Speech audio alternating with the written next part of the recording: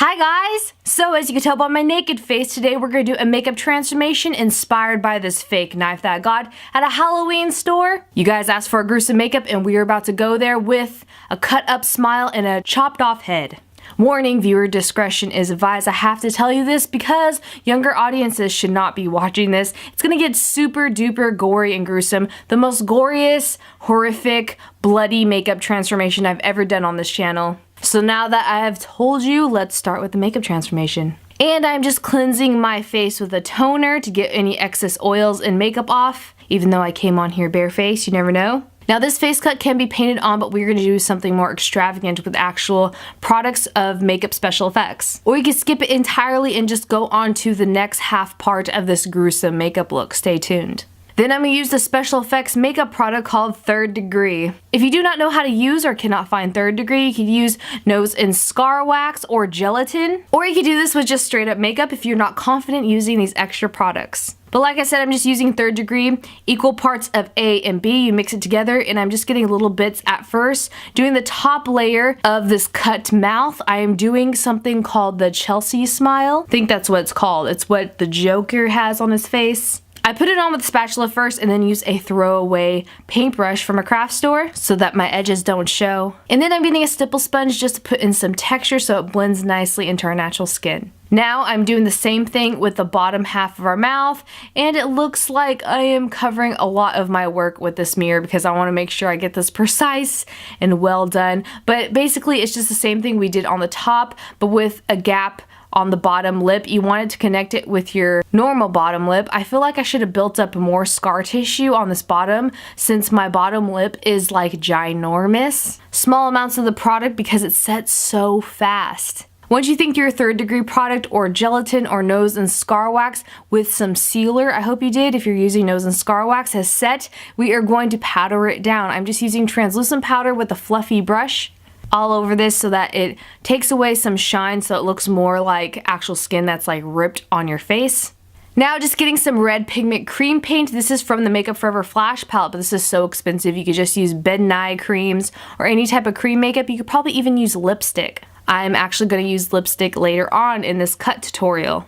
Now I'm just creating my own blood tone alcohol paint from this alcohol palette. If you don't have alcohol paint, just get some 99% alcohol with a Q-tip and dab it in some of that cream paint of the red that we put in there and have it flow outside of the cut that we did. We want this to have an irritated skin look. That's why I'm getting this texture sponge with the alcohol paint, because alcohol paint is so great. It's not only waterproof, but it mimics the skin so well into like real tones of injuries.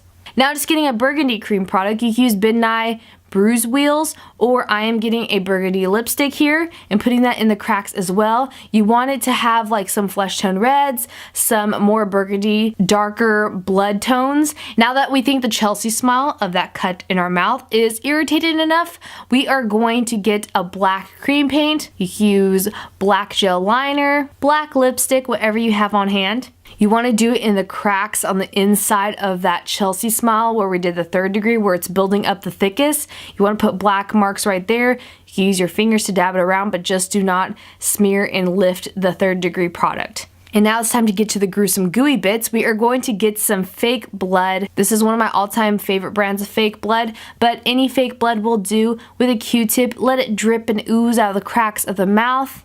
Like little teardrops of fake blood in some areas, like you're a little vampire who just sucks some blood out of your victims. And once you're satisfied with your split cut open mouth, it is time to move on to the other injury that we're going to do, which is a decapitated head. So we're going to get a white eyeliner and start drawing out the hole on your neck. Any of your smaller shape of a weird, like you want to think of the spinal bone that's connecting your neck to your head.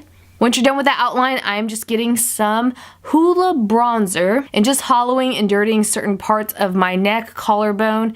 You know, you want to do some parts of your face and like in your eye sockets to make yourself look, you know, sick and dead, like the skin is shrinking a little bit after it's losing blood from your head. I know it's very graphic and creepy to think about, but girl, I studied.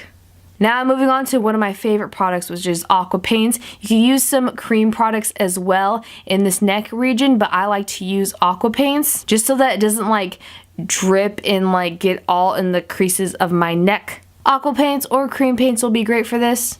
Then I'm getting some red lightly around that white piece of like the little spinal bone on her neck, around that circle oval that we drew on before. Now using that same burgundy lipstick or whatever cream paint you used before, we are going to trace the line of that cut where our head escaped the rest of our body. I know that's really creepy to think about, but I'm just drawing a line there and around the bits of the white and where our skin is lifting, where it is being chopped off from the rest of our head. And dotting it in certain areas and then using a paintbrush to blend it in with some red cream paint. I know this is really creepy to think about, but what really helped me was looking up reference pictures. I couldn't stomach up looking up real decapitated heads, so what I looked up is the headless man from Harry Potter. Do you know who I'm talking about? I forgot his name at the moment. It escaped my mind. But remember, he was the ghost at Hogwarts who floated around and like lifted his head up and his head had been chopped off in his previous life? Yeah, him. I really studied that picture because I couldn't stomach the real stuff because I'm a baby sometimes, even though I could paint this gruesome detail on my body. But as shown here, we just want to make certain textures that are bloody. You want it to have a texture of like flesh and juiciness. Does that make sense? I know it sounds creepy and really odd. So just layering on the burgundy cream paint with the red cream paint, alternating between that and just a tad bit of black in certain areas to darken in certain spots where the bone of that white around the bloody red tissue, you know, some shadows around there. And then we are revisiting the alcohol palette with the stippling sponge and doing irritated marks because, you know, once the head separates from the body, there's like some irritation from the knife slicing across your throat. Like I said, I apologize for the creepiness, but it gets bloody. I'm hoping with all these irritation marks, the Headless Horseman will be proud. Gosh, I want to watch Sleepy Hollow like right now, the one with Johnny Depp in it. Yes, please. Now, once you think that our neck cut is juicy enough and looks detailed enough, we are going to move on to some black aqua paint. I really recommend the black aqua paint because using this much black cream paint is going to get sticky around your neck. Use a big paintbrush at first if you're doing this and then go in smaller detail around the chunks of flesh lifting from your neck with the black paint. You can stop any part of the line of your neck. Just make sure there's a good couple inches of gap of blackness between the fake flesh lifting where your head used to be and the chin area. The black background really does help with this, but what I would suggest is maybe getting a black jacket if you're going to do this for Halloween with a popped collar, or even like one of those Scream mask hoods. Even like just a black hoodie would look great if you could fit the knife through your head if you're going to do a knife later on that's fake through your temples. If you're gonna go to that gruesome of a Halloween party, I do not suggest scaring children with this whatsoever. Children should not watch this, see this, or even think about it. So I'm sorry. Now, once you're happy with the placement of that black paint, we are gonna get some red irritation of the alcohol palette once again. I love doing this step because you just like tap it on your skin and it makes it look bloody and rashy and gross. I could do boils and red irritation all day, every day. I put some different colors under my eyes of like blue tones to make it look like I'm very hollow and sad, that my head is missing from the rest of my body. Now I'm just getting some fake blood. I got some crusty old fake blood and put it on the edges of that cut. And then I got the regular fake blood like we put in our mouth. That's like the drippy, kind of dark blood, not bright blood. And then you could spray some water on it to make it really drip in certain areas. It really even creeps me out just watching it, even though I know it's fake.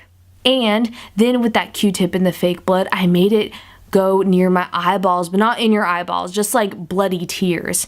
And I put some around my ears, like my ears were actually oozing blood, just like my eyes, my ears, just like your mouth. Then I got some bluey purple tones, very lightly, of alcohol paint with a very, very thin paintbrush, and did in some vein marks very lightly, so it looks like the struggle before my head was like sliced off from the rest of my body, just like losing all that blood. Putting some darkness in my eyes and near my lips. Putting more bloody crying tears and blood in my nose. You want to spray it to make it really look oozy. And a little slash mark across my forehead.